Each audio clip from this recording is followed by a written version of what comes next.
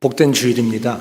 여러분들을 이 귀한 날 복된 또 하나님의 성전에서 함께 하나님 앞에 예배하며 함께 하나님 앞에 나아갈 수 있다는 것이 얼마나 큰 은혜인지 모르겠습니다. 아마 주일 우리 김 목사님을 통해서 여러분들이 성경 본문에 충실한 설교는 많이 들으실 줄 믿고요. 저는 선교지에서 오래 있었기 때문에 선교 현장에서 제가 경험하고 하나님께서 가르쳐 주셨던 내용들을 중심으로 오늘 본문 말씀을 가지고 여러분들과 함께 말씀을 나누고자 합니다. 엠마오 도상의 사람들이라고 하는 제목으로 저는 오늘 설교 말씀을 적어보았습니다. 수많은 사람들이 엠마오 도상으로 가는 사람들이 있습니다. 그 중에 제가 경험했던 사람들 가운데 한 부류의 사람들이 무슬림이라고 하는 사람들입니다. 여러분들은 아마 요즘 신문 또 지상파 미디어를 통해서 중동에서 일어나고 있는 IS라고 하는 이슬람 국가의 그 IS 대원들을 통해서 전 세계에 테러를 일으키면서 일어나고 있는 잔혹한 행위들을 아마 많이 들어서 아실 겁니다. 지금부터 약 2년 전의 일이었습니다. 2015년 8월 달이었죠. 시리아의 알레포라고 하는 아주 문화적으로 문화유산으로 정해진 아름다운 도시가 있는데 그곳에도 IS 대원들이 그 지역을 점령하고 치열한 전쟁이 일어났죠. 그곳에는 복음을 전하기 위하여 그 IS 대원에게 체포를 당하면 죽는다는 것을 알면서도 12명의 선교사님들이 그곳에서 복음을 전했습니다. 그 중에 한 선교사님, 특별히 그 단체의 대표로 계시던 선교사님은 시리아 사람으로서 본인이 원래 무슬림이었다가 예수 그리스도의 복음을 만나게 되고 예수 그리스도를 알고 참된 진리, 참된 복음이 무엇인지를 알고 예수 그리스도를 따르기로 결정해서 예수 그리스도의 제자가 되었죠.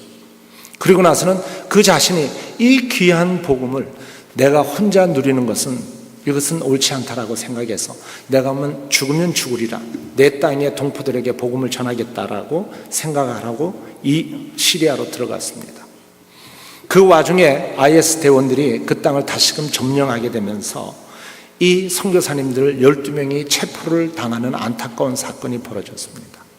IS 대원들이 이 선교사님들을 다 붙잡아다가 모든 사람들이 보는 앞에서 계속해서 다시금 너네가 예수를 부인하고 이슬람을 받아들이기로 결정하고 무슬림이 되기로 너네가 이 모든 회중들 앞에서 고백한다면 너의 생명을 살려주겠다라고 이야기하지만 이 모든 선교사님들 가운데 누구도 그렇게 할 분이 없었죠. 특별히 이 선교의 대표 되시는 선교사님에게는 12살 된 아들이 있었습니다. 그 12살 된 아들이 함께 체포를 당하는 안타까움이 그곳에서 일어났죠. 그러고 나서는 이 IS 대원들이 만약에 네가 끝까지 너가 원래 무슬림이었는데 지금이라도 다시금 예수를 배반하고 기독교로부터 돌아서서 이슬람으로 돌아오면 그냥 한마디의 고백만 하면 되는 것인데 그것이 무엇이 어렵냐라고 계속해서 온갖 설득과 협박을 계속해서 하죠. 그럼에도 불구하고 이 선교사님이 계속해서 거절하니까 모든 사람들이 보는 앞에 그리고 이 아버지를 앉혀놓고 자기 아들을 마주하게 하고서는 손가락을 하나씩 자르는 끔찍한 일을 이 IS 대원들이 합니다. 그리고 나서는 끝까지 그 어린아이를 포함해서 12명의 선교사 그 누구도 예수를 부인하지 않자 그 모든 선교사님들을 결국은 여성들은 강간을 하고 나머지는 모두 다 참수형을 시켜서 십자가에 매달아 죽이는 끔찍한 사건이 벌어졌습니다.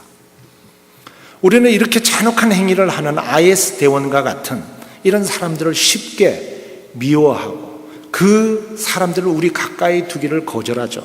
그것을 우리는 그래서 이슬람 포비아라고 하는 이슬람에 대한 반감이 전 세계에 일어나고 있습니다.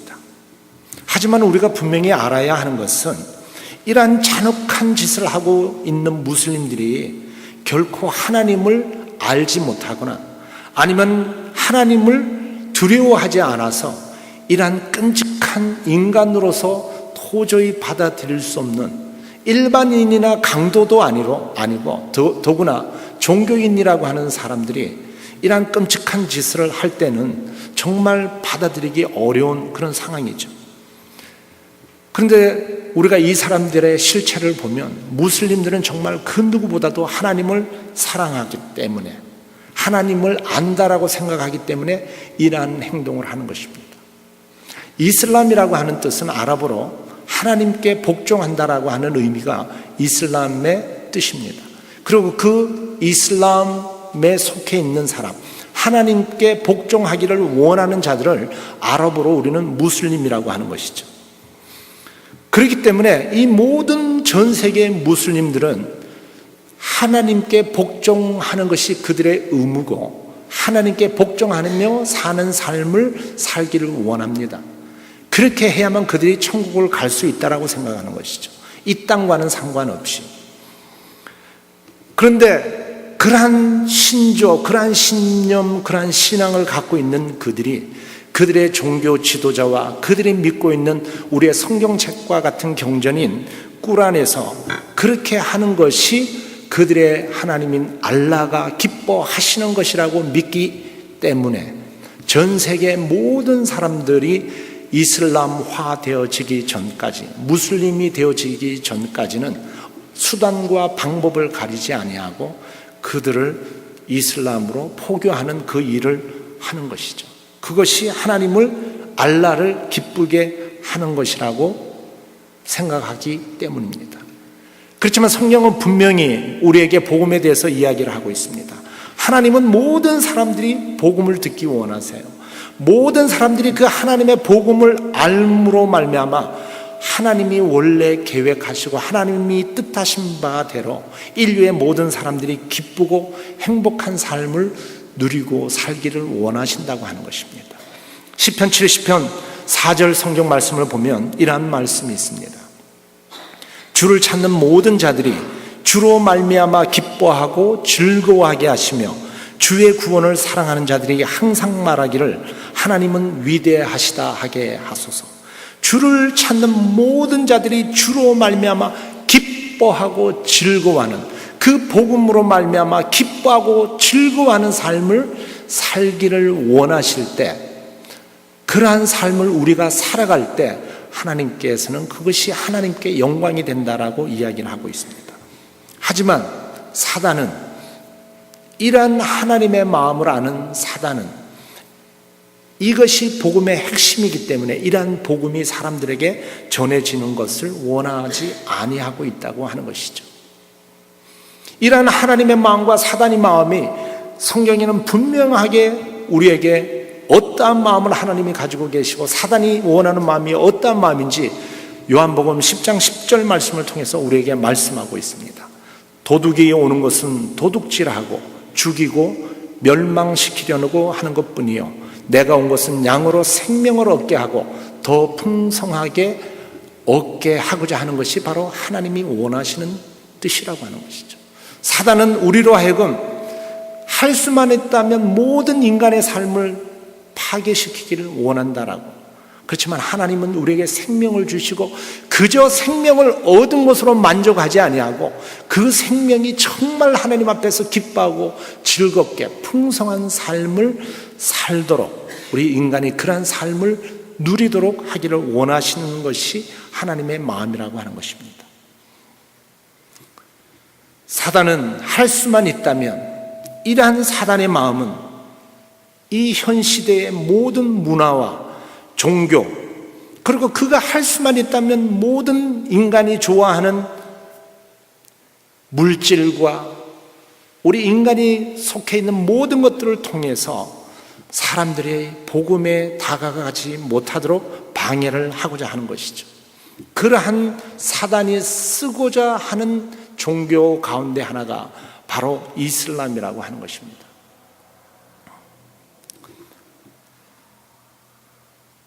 이것을 성경은 영적인 전쟁이라고 이야기하고 있습니다. 왜냐하면 하나님이 원하시는 인류에게 주시고자 하는, 그리고 사단이 이슬람이라고 하는 종교를 통해서 이슬람 자체를 이야기하는 게 아니죠. 이슬람이라고 하는 종교, 아니면 어쩌면은 기독교라고 하는 종교를 통해서 하나님이 원하시는 본질적인 것에 다가가지 못하도록 사람들을 유혹해야 하는 것이 사단이 원하는 것이기 때문에 계속해서 우리가 보이는 이 세계뿐만 아니라 보이지 않는 속에서는 하나님이 살리시고자 하는 것과 사단이 죽이고자 하는 이 전쟁이 계속해서 일어나고 있다라고 하는 것입니다. 이것을 우리는 영적인 전쟁이라고 하는 것입니다.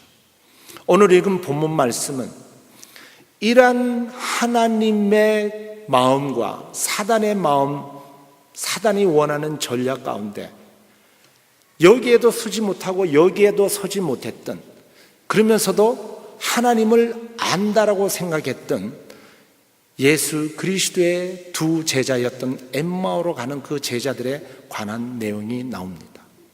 여러분들이 너무나 교회 또 신앙생활을 오래 하시면서 이 엠마오의 제자들에 대해서 많이 말씀을 들었을 것입니다.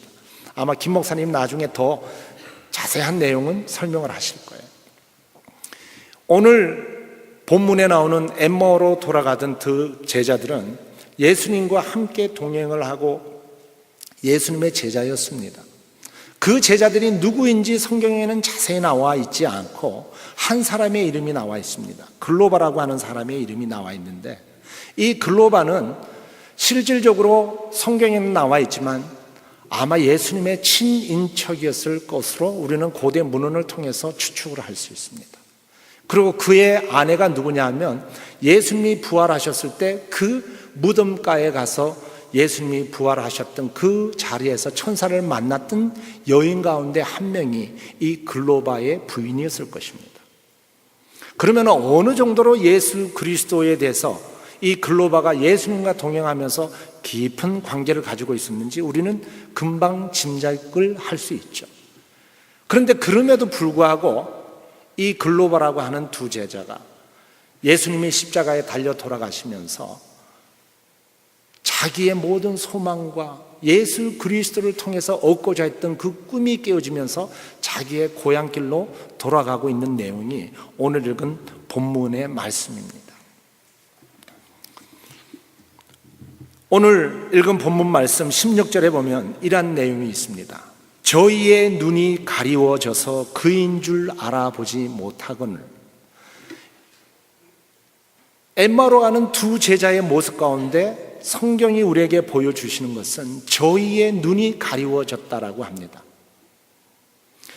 좀 전에 제가 말씀드렸던 그 무슬림들, 하나님을 아는 것 같이 하나님을 안다라고 했던 그 사람들이 하나님을 알긴 아는데 정확히 몰랐어요.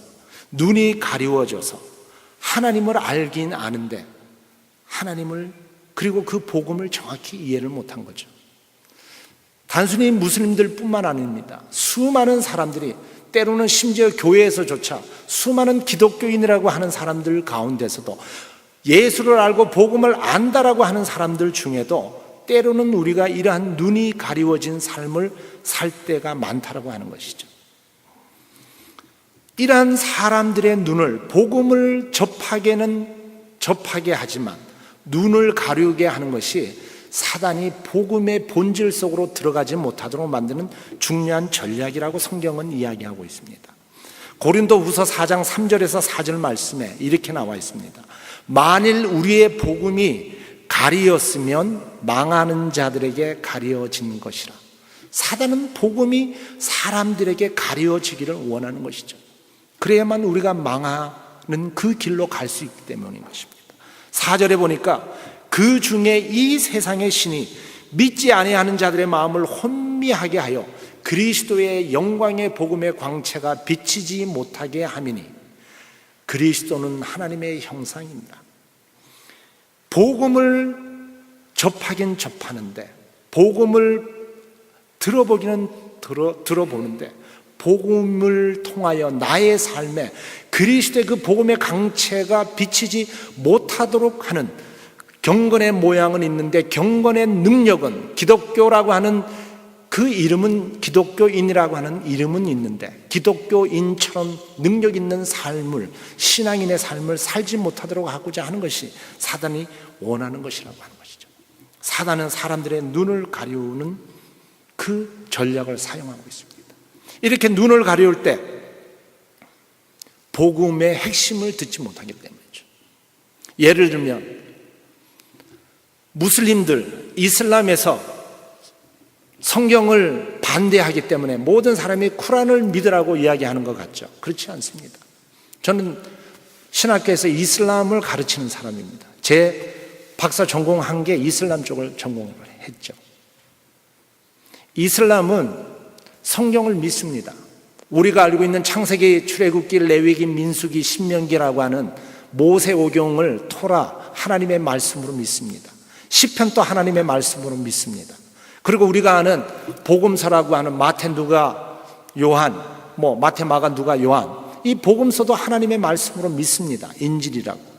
그런데 어떻게 사람들의 눈을 가려서 속이냐 하면, 이 성경 말씀이 하나님의 말씀인데 유대인과 기독교인들이 이 하나님의 말씀을 변질시켰다고 가르치고 있습니다. 누가 변질시켰을까요? 말이 되지 않는 소리죠. 이슬람이 처음 시작한 것은 기원 후 7세기에 시작이 됐습니다. 성경의 사본이 여전히 사본이 고대 사본이 몇 세기 께 있냐면 우리가 3세기 거를 가지고 있습니다. 3세기 거를. 성경이 변질되어질 수가 없어요. 여하튼 두 번째, 이슬람에서는 십자가 사건을 믿지 못하도록 합니다. 십자가 사건을 기록하지 않는 게 아니에요. 쿠란에 그들의 경전에 보면 십자가 사건이 나옵니다. 예수님께서 십자가에 달리신 것까지 나와요.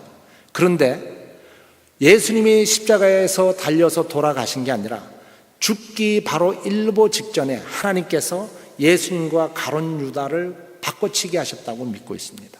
어떻게 하나님께서 보낸 하나님의 선지자가 가장 수치스러운 십자가에 못 박혀 달려 죽을 수 있냐라고 하는 것이 그들의 생각이죠. 왜 예수 그리스도가 십자가에 달려 돌아가실 수밖에 없는지, 그 십자가의 죽음이 없이는 속죄함이 일어날 수 없다는 그 복음의 가장 중요한 십자가의 사건을 가리우기를 원하는 것이죠. 기록을 하고 있어요. 말하고 있지만 복음의 본질을 속이고 있는 것입니다. 마찬가지입니다. 삼위일체, 이슬람에서도 삼위일체를 이야기하고 있습니다. 중요한 것은 이슬람에서 말하고 있는 삼위일체는 저도 믿지 않습니다. 이슬람에서는 기독교인들이 어떠한 삼위일체론을 믿고 있다고 생각하냐면 성부 하나님과 인간 마리아가 육체적으로 결합을 해서 거기에서 태어난 인간 예수, 성부 하나님, 성모 마리아, 성자 예수, 인간을 신격화시켜서 이 세 인격체를 우리가 하나님으로 신격화하여 믿고 있다고 믿습니다. 우리가 그러한 삼위일체를 믿고 있습니까? 그렇지 않죠. 무엇인가 비슷하긴 해요. 기독교의 일부가 들어있어요. 그런데 정확히 복음의 핵심이 변질되어지는 것이죠. 눈이 가려워져서 그것을 보지 못하게 하는 것입니다. 거짓의 아비인 사단이 계속해서 거짓을 통해 사람을 속입니다. 전통과 관습과 두려움과 공포와 온갖 위협, 그러한 것들 뿐만 아니라 그들이 할 수 있는 모든 물질과 권세와 온갖 종류의 유혹을 통해서 사람들을 속이기 원하는 것이죠. 그것이 사단이 원하는 것이죠. 그런 일을 위해서 그들은 잔혹한 행위를 통해서 사람들을 공포 속으로 몰아넣어서 계속해서 눈이 가리우도록 만드는 것입니다.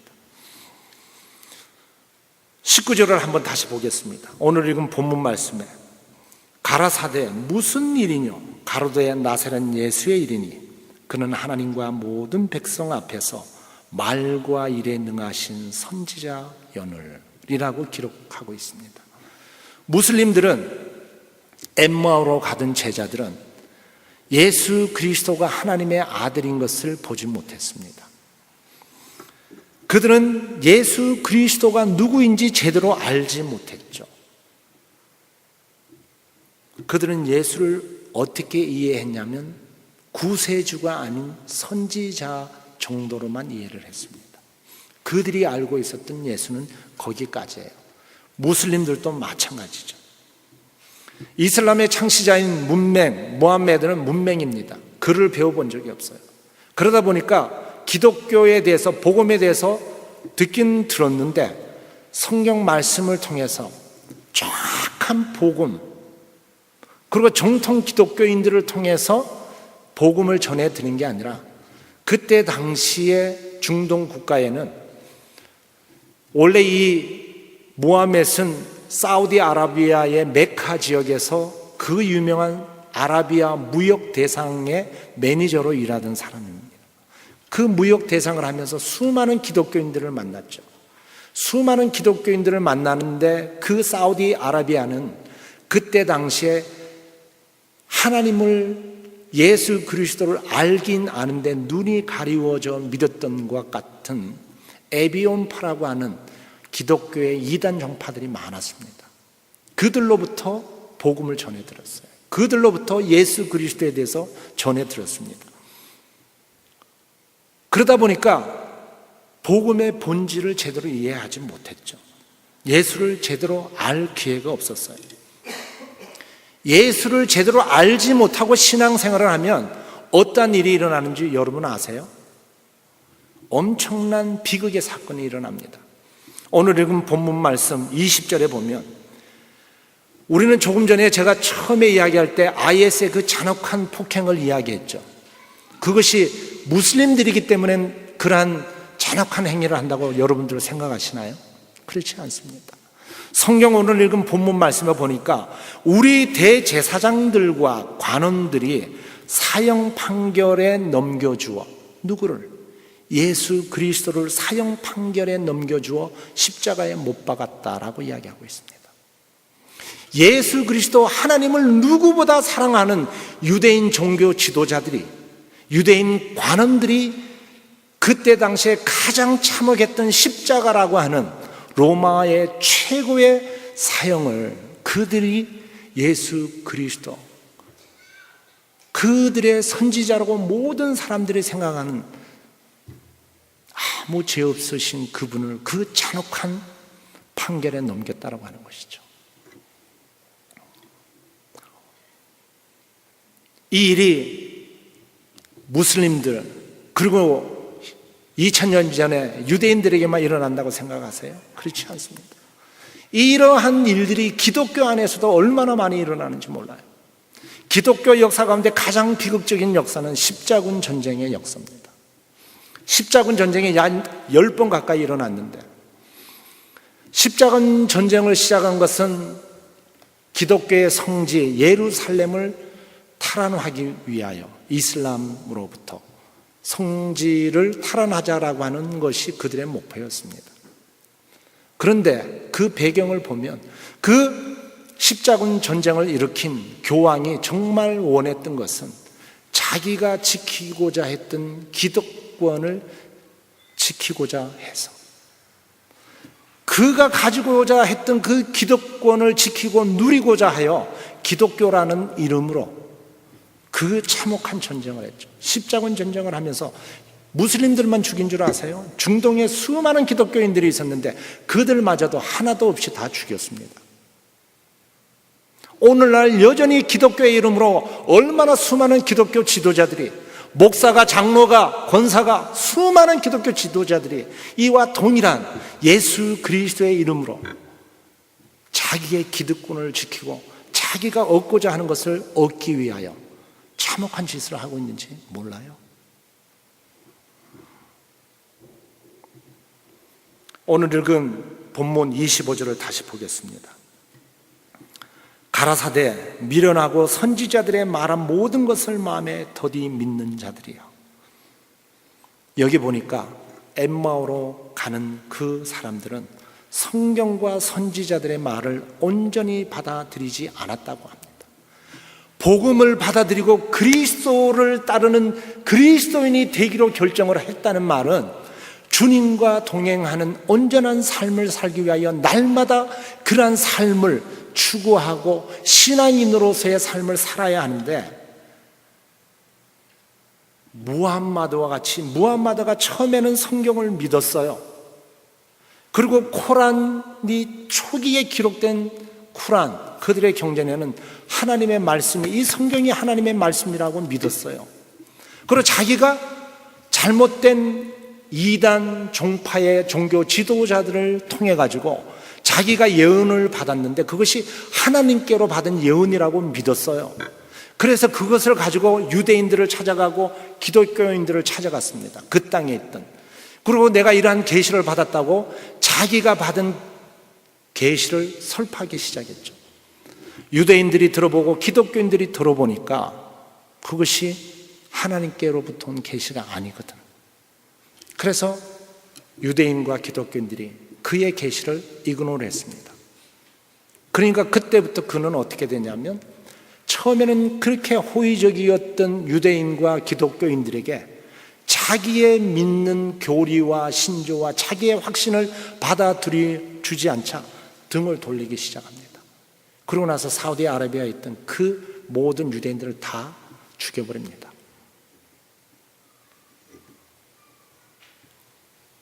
이렇게 하나님을 제대로 알지 못하면 하나님과 동행하는 하나님의 사람이 되는 게 아니라 자기가 알고 믿는 그런 종교적인 교리를 추종하는 종교인이 될 수밖에 없어요.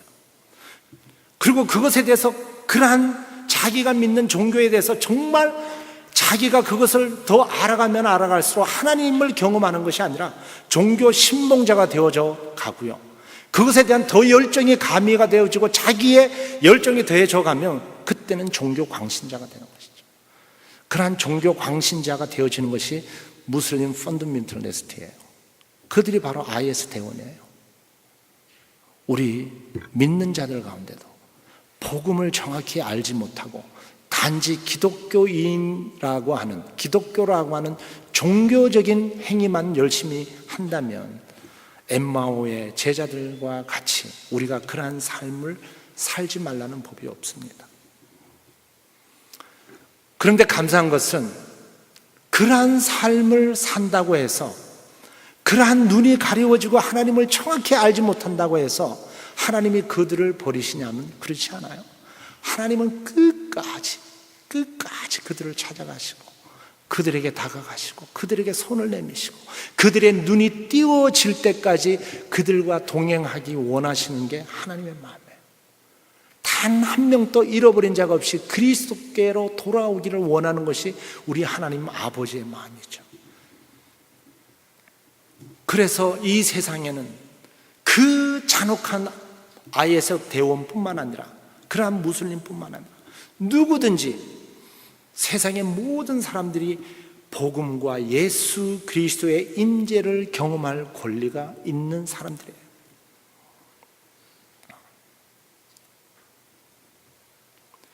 이 복음이라고 하는 것, 저희가 선교제 갔습니다. 선교제 가서 복음을 전하는데 이슬람권에서는 복음을 함부로 전할 수가 없어요. 왜냐하면 만약에 복음을 전하면 종교경찰이 있습니다. 이슬람권에 복음을 전하는 사람도 잡아가고 복음을 받아들이는 사람도 잡아갑니다. 외국인은 조금 낫죠. 그리고 그것을 만약에 복음을 받아들이게 되면 여러분들이 신문지상 뉴스를 통해서 들으신 것처럼 명예살인까지도 하면서 자기 가문을 지키려고 합니다. 그래서 이슬람권에서는 복음을 전할 때 단순히 말로 복음을 전할 수가 없어요. 먼저 사람들과 좋은 관계를 맺고 정말 내가 그들을 사랑하는 좋은 친구가 되어지고 정말 내가 사랑하고 아끼는 사람에게 내가 가지고 있는 가장 소중한 것을 전하고 싶을 때 그때 복음을 나누는 것이죠. 그리고 그 소중한 것을 감사함으로 받기 때문에 본인도 그것을 전한 사람을 경찰에 신고하고 싶지 않죠. 저 친구의 마음을, 그 전하고자 하는 사람의 사랑을 아니까. 복음을 전하는 단계에 가기 전에 사람들과 좋은 관계, 정말 그리스도인으로서의 삶을 살면서 관계를 형성합니다. 저희 가족도 그렇게 동일하게 했죠. 그때 당시에, 지금은 저희 아이들이 다 큽니다. 그 아이들이, 저희 아이들이 어릴 때 저희 아내가 한 이집트에 있는 부인과 좋은 관계가 됐어요. 복음을 이제는 나눌 단계가 왔습니다. 복음을 나눌 단계가 왔는데 이제 복음을 나누어야죠. 근데 저희 아내가 갑자기 고민이 생기기 시작했어요. 왜? 만약에 내가 이 복음을 저 부인에게 나누었는데 저 부인이 나의 이 복음을 받아들이면 어떻게 할까? 그 부인이, 신랑은 이집트의 고급 장교였고 그 집 아이들이 저희와 비슷한 나이 또래의 어린 아이들이 둘이 있었습니다.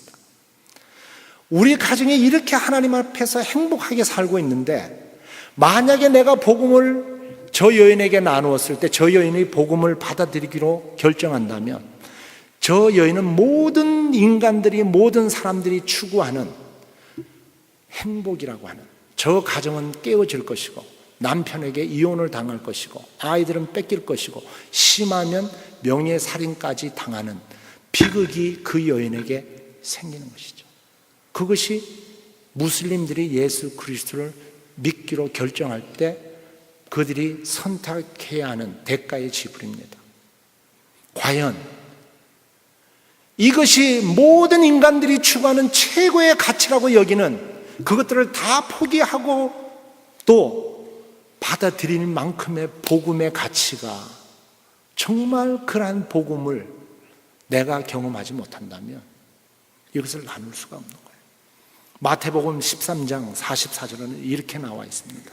천국은 마치 밭에 감추인 보화와 같으니 사람이 이를 발견한 후에 숨겨두고 기뻐하며 돌아가서 자기의 소유를 다 팔아 그 밭을 산다라고 이야기하고 있습니다.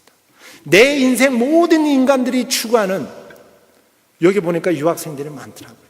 왜 유학까지 와서, 왜 우리가 이민을 와서 우리가 얻고자 하는 게 뭐냐 말이죠. 그 모든 것들을 다 포기하고서라도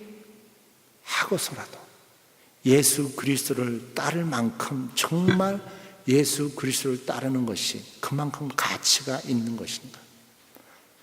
우리는 그것을 지금 선택하지 않아도 돼요. 죽음의 순간에 택한다고 선택한다고 생각하죠. 그렇지만 이슬람권에서는 다릅니다. 만약에 그러한 선택권이 지금 여러분들에게 주어진다면 여러분은 어떻게 하시겠습니까?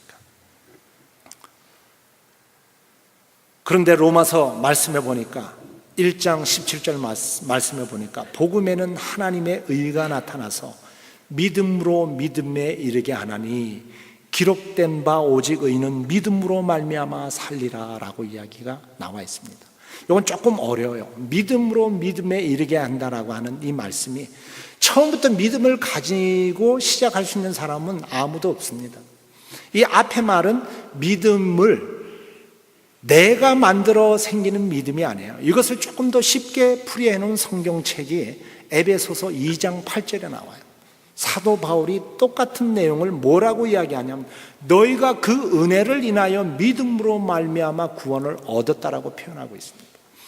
오늘 읽은 본문 말씀처럼 31절에 보니까 저희의 눈이 밝아져 그인 줄 알아보더니 실망하여 자기 길로 눈이 가려워져서 그리스도를 떠나 자기 길로 가던 엠마오로 가던 제자들에게 누가 먼저 오셨냐면 예수 그리스도께서 먼저 오셨어요.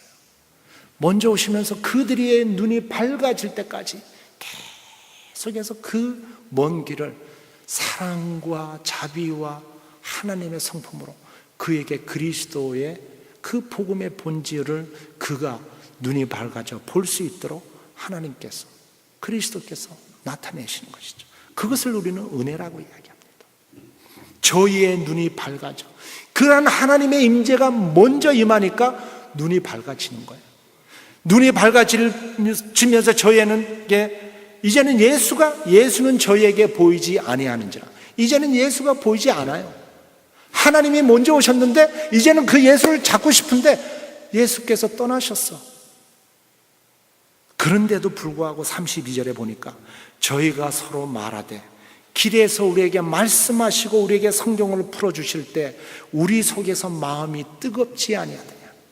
예수 그리스도는 떠나셨지만 하나님의 임재가 머문 그곳에 이제는 과거에 갖지 못했던 그리스도를 사랑하는 뜨거운 열정이 복음을 따라 살고 싶은 그 뜨거운 열정이 그들 가운데 임재되어진다라고 하는 것입니다. 이것이 하나님이 우리에게 주시고자 하시는 마음이죠. 하나님은 이렇게 우리에게 다가오셔서 우리의 눈을 띄워서 우리를 어떤 사람으로 만들고 우리를 어떤 사람으로 세상 가운데 세우기를 원하시냐면 세상이 감당치 못할 사람으로 우리를 세우기 원하세요. 제가 현장에 있을 때 저희 팀에, 저희는 국제 선교 단체이기 때문에 전 세계에서 와서 선교사들이 같이 사역을 하고 있습니다. 남아공화국에서 온 선교사님이 비자 때문에 더 이상 있지를 못해서 본국에서 추방을 당해서 어디로 갔냐면 시리아로 갔습니다. 시리아에서 살면서 복음을 전했는데 시리아에 있던 한 젊은 무슬림 청년이 예수 그리스도를 드디어 만나게 됐어요. 복음을 받아들이게 됐어요. 복음이 임하는 사람들의 삶에는 반드시 변화가 일어나게 돼 있어요. 만약에 내 삶에 복음을 받아들였음에도 불구하고 내 삶에 변화가 일어나지 않았다라고 하면 여러분 신앙을 다시 한번 점검해 보셔야 돼요. 여러분들이 이 엠마와 같은 제자와 같은 사람이 아닌가. 이 형제의 삶이 변화가 일어나니까 주변 사람들이 그 형제의 변화된 모습을 다 보기 시작했죠. 자기 형이 있었는데 형의 친구가 누구냐면 시리아의 종교 경찰이었어요. 아주 가까이 지나는데 자기 친구의 동상을 보니까 어느 날부터 그 아이의 행동이 너무나 다르게 변화됐어요. 그러고 나서는 이상해서 뒷조사를 해보니까 얘가 암만 해도 기독교인이 된 것 같아요. 이슬람사에서 한 사람이 개종을 한다는 건 그 가정을 모두 다 그 사회로부터 아이솔렛 시키는, 고립시키고 그 사회로부터 매장시키는 결과를 가지고 옵니다. 자기 친구가 당할 그 가정의 미래를 생각하니까 이 종교경찰이 가만히 있을 수가 없었어요. 그래서 어떻게 했냐면 동생을 불렀어요. 너 예수 믿지? 응. 빨리 돌아서. 수없이 많이 설득하고 회유를 시켰지만 그러질 않았죠. 결국은 아무리 좋은 말로 설득을 해도 안 되니까 경찰서에 잡아갔습니다. 그리고 중동에는 여전히 고문들이 많이 자행되어지고 있어요. 정규 고문을 했습니다. 데시벨 레벨을 조금씩 올려갑니다. 고통이 더해가면 더해갈수록 이제는 얘가 이 정도 고통에서 네가 참으면 내가 더 고통을 주면 네가 돌아오겠지 생각했는데 고통이 더하면 더할수록 이 아이가 돌아서겠다는 말을 하는 게 아니라 형이 나에게 이러한 고통을 줘도 내가 왜 그러는 줄 알기 때문에 I forgive you. 내가 당신을 용서합니다. 여기에 확 꽂혀버렸어요. 그러고 나서 끝까지 올려버렸어요. 그러니까 어떻게 됐겠습니까? 죽었죠. 죽는 그 순간에 남긴 마지막 말 한마디가 그래도 내가 형을 사랑해. 예수 그리스도께서 그렇게 하셨기 때문에 이 용서와 사랑이라고 하는 기독교에서 밖에 줄 수 없는 것이에요.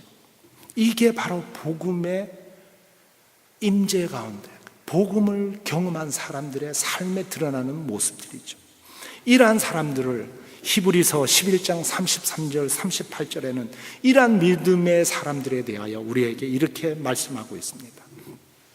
그들은 믿음으로 나라들을 이기기도 하며 의를 행하기도 하며 약속을 받기도 하며 사자들의 입을 막기도 하며 불의 세력을 멸하기도 하며 칼날을 피하기도 하며 연약한 가운데서 강하게 되기도 하며 전쟁에 용감하게 되어 이방 사람들의 진을 물리치기도 하며 여자들은 자기의 죽은 자들을 부활로 받아들이기도 하며 또 어떤 이들은 더 좋은 부활을 얻고자 하여 심한 고문을 받되 구차히 풀려나기를 원하지 아니하였으며 또 어떤 이들은 조롱과 채찍질뿐 아니라 결박과 옥에 갇히는 시련도 받았으며 돌로 치는 것과 톱으로 켜는 것과 시험과 칼로 죽임을 당하고 양과 염소의 가죽을 입고 유리하여 궁핍과 환난과 학대를 받았으니 이런 사람은 세상이 감당하지 못하느니라.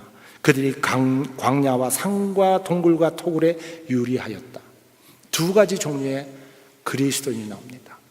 복음으로 인하여 승리하는 삶을 사는 삶만이 복음에 붙잡힌 사람이 아니에요. 복음으로 인해서 오히려 복음 속에 있으면 하나님의 말씀대로 살면 성공과 부와 승리만 주어지는 게 아니라 그 반대로 채찍과 토굴과 죽음과 화형과 사자의 입에 찢겨지는 어려움이 생길 수도 있어요. 어느 길로 가든지 믿음의 사람들은 하나님으로 인하여 그것들을 넉넉히 이기는 능력이 있다라고 이야기합니다.